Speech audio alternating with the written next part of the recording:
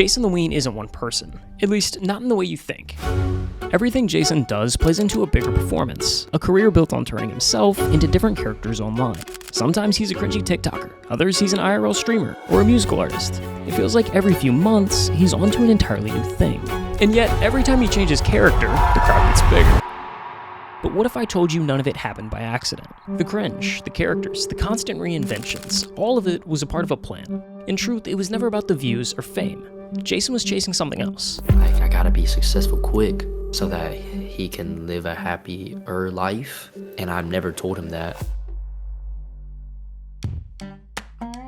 For JasonTheWeen, the American dream smelled a lot like acetone. It was the life his parents, immigrants from Vietnam, painstakingly built inside a small nail salon in Fort Worth, Texas. Jason spent plenty of afternoons there, doing homework on the counter with the buzz of nail drills in the background. He was a quiet kid, the kind that got straight A's, won spelling bees, and never really caused any trouble. From elementary school through high school, he mostly flew under the radar. But he couldn't ignore what he saw at home. His parents were older than everyone else's. They never took a day off, and every dollar they earned came from hunching over a manicure table. Somewhere along the way, he made himself a promise. Retire them. Get mom and dad out of that salon for good. The only problem was he was 15. No license, no job, no way to make real money. Then 2019 rolled around, and a new kind of gold rush showed up on his phone. It started when a company called ByteDance bought this massive but relatively dead app called Musical.ly. They gutted it, rebranded it, and TikTok was released. The app as a whole worked differently than any other social platform. Videos were meant to be short, less than a minute in length, and instead of you, the user, choosing who to follow and what kind of content to see, the algorithm really chooses for you. Within a year of the release, TikTok hit the top of the download charts like a nuke. In the blink of an eye, you had kids like Charli D'Amelio, going from filming TikTok dances in her bedroom with 0 followers, to just a few months later moving to LA, starring in Hulu shows, Super Bowl commercials, signing multi-million-dollar deals with Dunkin', Hollister, and Morphe Cosmetics. And Jason thought, well, why not me? But here's the thing, social media algorithms feed on flair. They boost the stuff that grabs your attention, creates urgency, stirs FOMO. And honestly, Jason didn't have that kind of personality. There wasn't much about him that really created conversations. So what does he do? Well, he became someone else. Now, this kind of seems a lot more like an Internet 101 video than a JasonTheWeen documentary at this point. But pay attention because this all ties in here in a minute. You see, those cringy, over-the-top personalities online aren't anything new. Actually, it goes all the way back to 2009, to iCarly. Fred is really one of the OGs of this. It's this annoying, polarizing, eccentric character, which love it or hate it, it stops your scroll. For whatever reason, it makes people comment, share, and talk about it. And we've seen this same strategy a million times since Fred. From Neon to iShowSpeed, it's a tried and true way to rack up some views on social media. And Jason weaponized this, creating some of the most hard-to-watch, nails-on-a-chalkboard type videos. It didn't really take too long before these TikToks were pulling in millions of views, and Jason was growing an actual audience. And with a few viral videos and a snowballing fan base came the sponsors. Oh, I'm eating plant-based nuggets. For about a year or so, Jason kept up with this, creating cringy videos, trolling online, and for a while it was great. But then two problems hit. First, his TikTok accounts kept getting banned. No warnings, no appeals. One day he'd have hundreds of thousands of followers, the next, gone. Deleted like they never existed. TikTok, what's going on? Second, even with the views, the money just wasn't there. TikTok was still too new. Brands weren't shelling out fat checks for sponsored posts yet. So after graduating high school, in that summer limbo before college started, Jason made a decision. If he wanted real money, like retire your parents' money, he had to pivot to a new platform, Twitch. Now, growing on Twitch, that's a different beast. It's not like TikTok where one lucky post can shoot you into the algorithmic stratosphere. Twitch is slow, brutal, and unforgiving. And in my opinion, it's probably the hardest platform to build an audience on, which is exactly why Jason had to get strategic. He'd been casually streaming since he was 14. Nothing serious, just testing out the waters, but in August of 2022, he made the call, fully committing his sights on streaming. And in his very first month, he averaged 71 viewers per stream. For Twitch, that's an incredibly promising start. But here's where Jason's strategy kicks in. You see, Jason had an audience on TikTok, 1 million followers to be exact, and he began the slow and steady process of converting those followers from TikTok to Twitch. Over the next month, he would stream Valorant gameplay, but instead of keeping it one-dimensional, he got a bit creative. There was this website called ePal, where you could essentially pay girls to play video games with you. Weird. Yes, I know, but that was a part of the character, the bit that Jason played. Nah, my pants! My pants! He brought the same TikTok persona into these streams, awkward and always towing the line between cringe and comedy. He would try to rizz the girls up mid-game, leading to some of the most painfully uncomfortable moments imaginable. But that was the point. Jason wasn't just streaming to entertain live viewers, he was streaming for clips. After each stream, he'd post dozens of these videos to TikTok, and the views continued to snowball. Then the next time he'd start up a stream, he'd also go live on TikTok for the first hour or so. Then end the TikTok live and tell his followers if they wanted to keep watching to come over to Twitch. The brilliance of this two-step approach paid off, because by October of that same year, he was averaging over 1,000 viewers per stream and had nearly 25,000 followers on Twitch. From there, Jason only hit the gas. He began collaborating with bigger streamers like Prod, Sneeko, and Shanks. He began evolving his content to audiences broader than Valorant. He started hosting e-dates and added in IRL segments. But as 2022 came to an end and 2023 wrapped the corner, an entirely new shift to Jason's online presence came into the picture.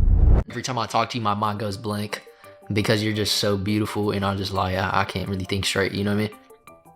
Jason first met Eugen during what should have been just another e-dating stream. Something about her was different. The flirting and chemistry came naturally, and before long, their on-screen chemistry carried over into real life.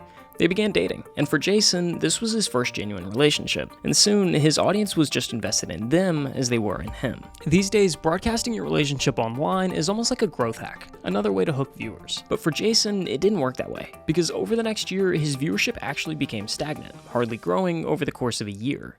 So why am I mentioning this? Well, because in those moments with Eugen, at times the mask began to slip. Maybe he was just comfortable in the relationship, or was finally starting to feel comfortable in front of a camera. But viewers were beginning to see the more genuine side of Jason, especially during the breakup.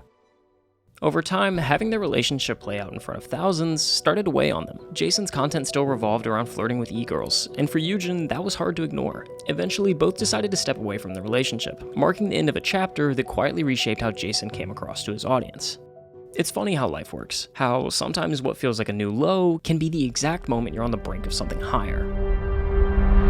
Over the next few months, Jason took every successful element from his streams and dialed it up to the max. He brought his Discord e-dates into the real world, traveling from state to state to host in-person dates with different girls. Sa, Selena, and Alyssa all became recurring personalities, and fans were quick to dub this era of content the Bop Arc. During this period, Jason's channel exploded in popularity. Just a month after his breakup, his average viewership nearly doubled, soaring from 2,700 to 5,300 viewers in what felt like a blink of an eye. And the growth didn't stop there. Stream after stream, the numbers kept climbing. While attending college full-time, he was streaming an average of 160 hours a month, pushing his momentum farther than ever before.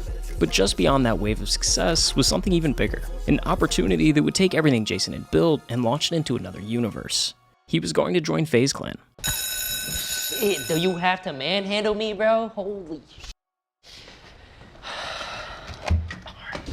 man, what do I even do? Spitballs, pranks, disruptive outbursts.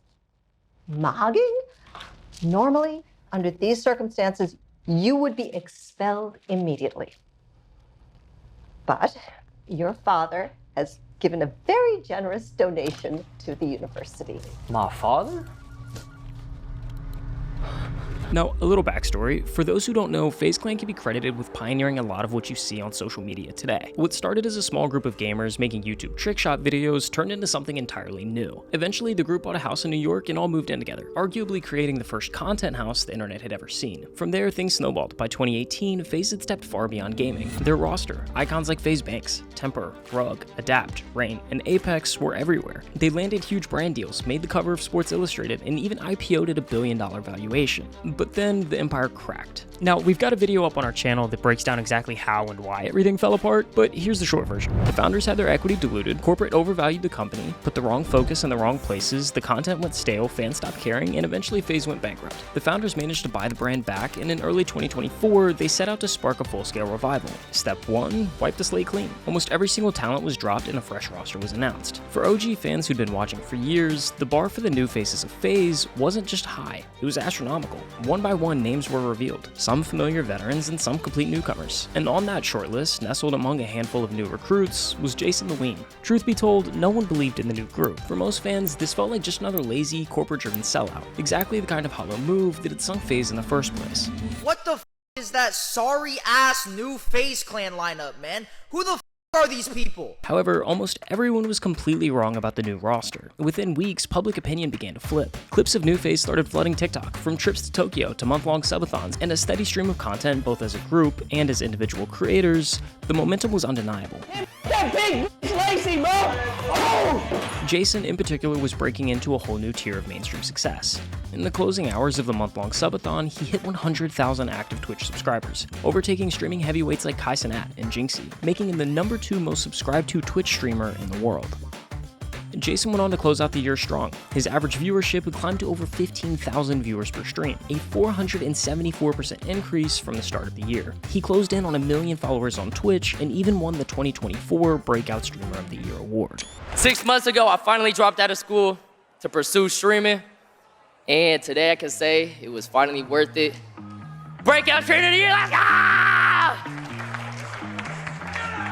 Up to this point, a lot of Jason's success had been built around the persona I've been talking about. The guy who will pull the most over-the-top stunts to rizz up girls, purely to send his chat into chaos. But there's a risk in leaning too heavily on one gimmick to keep people entertained. Take Fred, for example. At first, the high-pitched squeaky voice and hyper-edited ADHD-style videos were hilarious. People couldn't get enough, and it shot him into the spotlight. But over time, the bits started to feel repetitive, predictable, and eventually his audience moved on. At some point, Jason realized this, and decided to make a few changes. But yeah, I don't know if you knew this, but the girl content has been slowing down. Wait, why is the girl content slowing down? Because, you know, I've realized. Jason, girl content? Not happening? I'm not subbing anymore. Wait, so you're quitting girl content? I'm not quitting, I'm just slowing down. I just feel like, you know, it's time to evolve. Heading into 2025, Jason started taking off the mask. Instead of chasing whatever performance would go viral or playing solely to what the chat demanded, he began building streams around what he genuinely wanted to do. The exaggerated persona took a backseat, and his natural self started to come through on stream. Who's your favorite Asian YouTuber? Just say it, bro. Niga Higa. I didn't say, that's his name!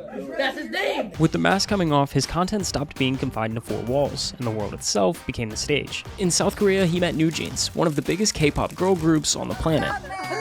Yo, I'm not gonna lie, this is crazy. From there, he took his journey to England, where things truly snowballed. Within days of landing, Jason was filming with some of the UK's biggest creators, Angry Ginge, Deji, and George Clarkey, before stepping in front of a camera for a Sidemen 20v1 video. Wingardium Pregnoto!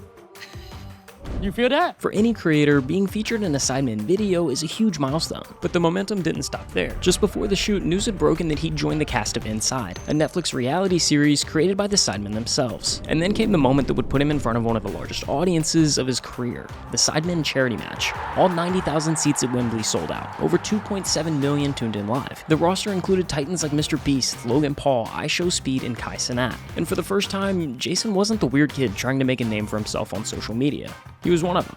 He was now a part of the club he once watched from the outside. He had the numbers, the clout, the collaborations, Wembley Stadium crowds, Netflix credits, his name alongside the biggest creators on the planet. But none of that was the finish line, because long before the Twitch records, FaZe Clan, and charity matches, this all started in a small Texas suburb, with a quiet kid who promised himself one thing: retire mom and dad.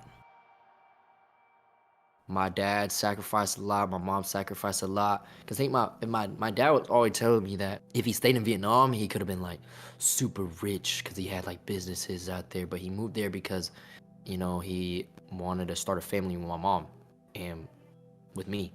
So he kind of put everything onto me. And sometimes I would feel like I need to be successful due to, you know, all my parents' sacrifices. You see, success and sacrifices are like two faces on the same coin, inseparable, each defining the other. One side shapes you into someone capable of winning, while the other validates every hard choice you've made to get there. Think of just about any successful person, not the rare one-hit wonder, but the ones who've truly built something lasting. All of them have paid a steep price, a big chunk of their life traded away in exchange for a shot at the position they're in today. For Jason, sacrifice has worn many faces over the years, and since middle school, it's often come in the form of relationships. Honestly, in middle school, they used to call me Chino because I was surrounded by a lot of Mexicans. Okay. So there's not a lot of Asians in my school, so I'd have to, you know, I guess adapt or learn new cultures. So that was also a struggle. Like sometimes I would be scared to speak Vietnamese on the phone because some kids, I knew they would make fun of me, things like that. But in middle school, I'd be like self-conscious. Yeah. Like, and I'd sometimes want to be like, I guess not want to be a different race, but like, dress. I'd dress a certain way. I'd do my hair a certain way. Things like that. And you mentioned that your dad had like left behind a lot of stuff to come here. Were you born there or born here? Born here. And you mentioned that like there was some amount of like pressure that you were feeling.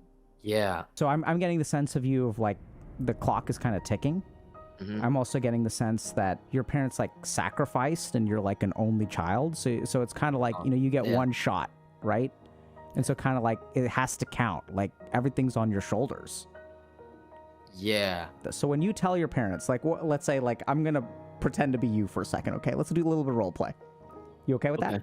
Hey, mom, dad, like, I'm concerned that y'all are getting a little bit older, and I'd love to spend more time with y'all before, you know, it kind of gets too late. Like, I know that y'all made a lot of sacrifices for me, and I'm grateful for that.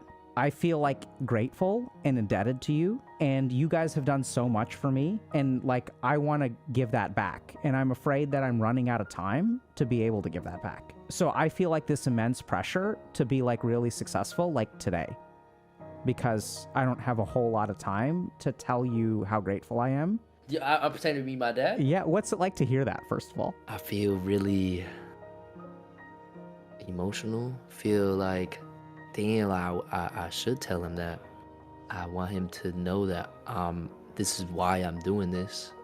Since blowing up over the past couple of years, he kept that promise in motion. He's bought his parents new cars, surprised them with $10,000, and is now on the path to fully retiring them. For Jason, making content is about giving back to the people who've been in his corner since the start, not personal success or to stroke his own ego. Last year, he became Twitch's #1 most subscribed Asian creator, but instead of keeping the spotlight all to himself, he used his platform to highlight other Asian creators and musicians. Ever since JasonTheWeen has taken his next level, he's putting a lot of Asian people on for real. In doing so, he's become more than just a streamer. He's become someone Asian kids growing up in America can look up to. Someone who proved you can be yourself and still win. And he's done it without bending to the old pressure to fit in. The very things he once tried to hide are now the things he stands out for. Jason's only 21, but his story's already proof enough. In the end, every sacrifice, every late night, every hard choice was worth it.